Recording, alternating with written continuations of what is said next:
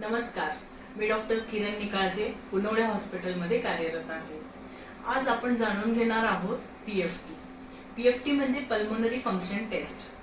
PFT का करतो आपण?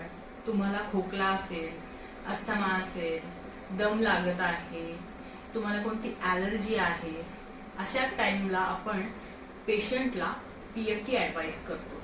तर पीएफटी कशासाठी करतात? आपल्या फुफ्फुसांचे काम कसे आहे म्हणजेच आपल्या श्वसनाची क्षमता, श्वास घेण्याची पातळी कितीपर्यंत आहे हे समजण्यासाठी आपण पीएफटी करतो।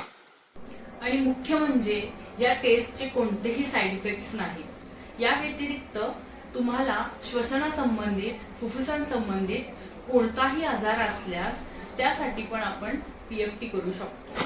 तर आता पीएफटी ही टेस्ट कशी करतात ही आपण आपल्या पुढच्या व्हिडिओमध्ये बघणार आहोत। धन्यवाद।